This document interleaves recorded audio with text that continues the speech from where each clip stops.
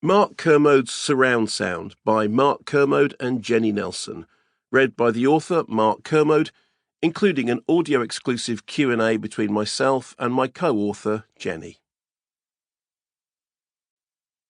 Opening titles: Just the Music.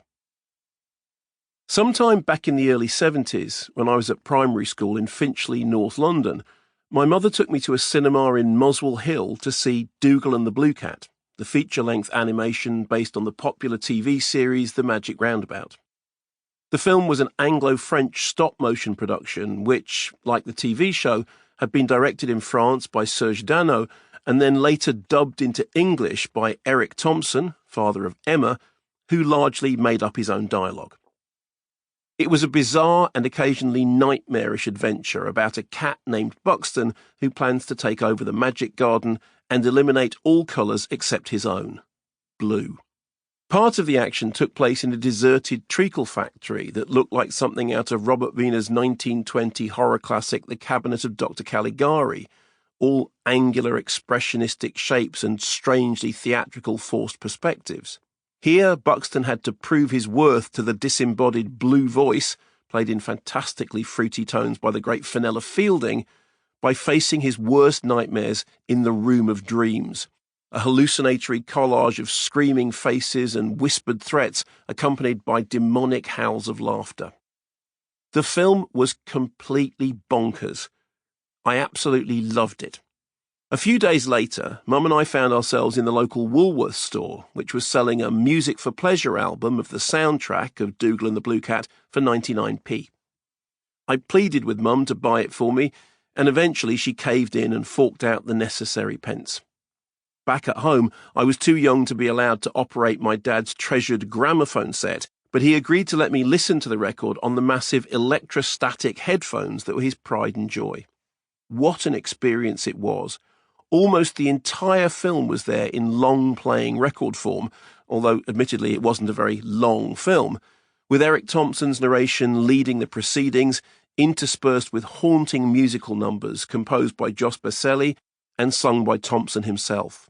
As soon as it was finished, I got my dad to start again from the beginning of side one, and I sat there in rapt attention, mesmerised by the idea of being able to hear a movie, to effectively re-watch it with my ears.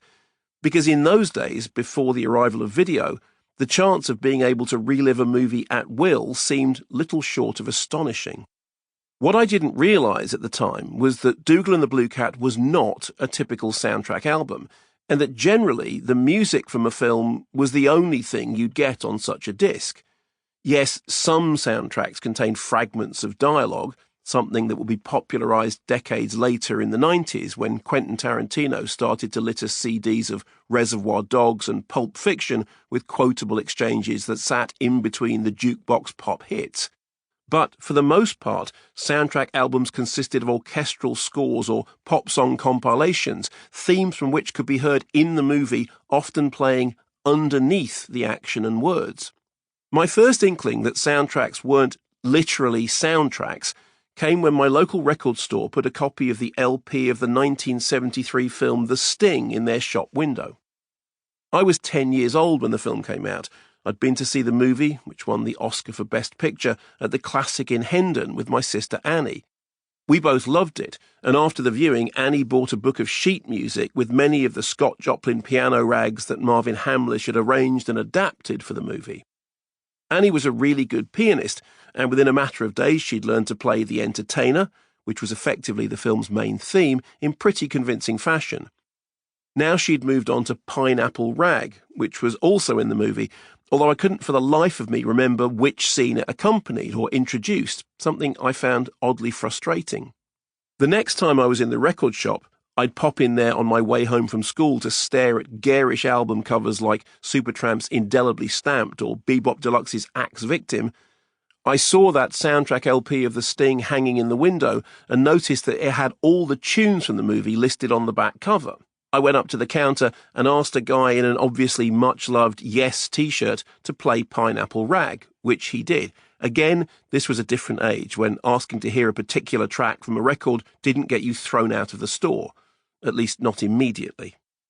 He put the track on the record player behind him, Sample complete. Ready to continue?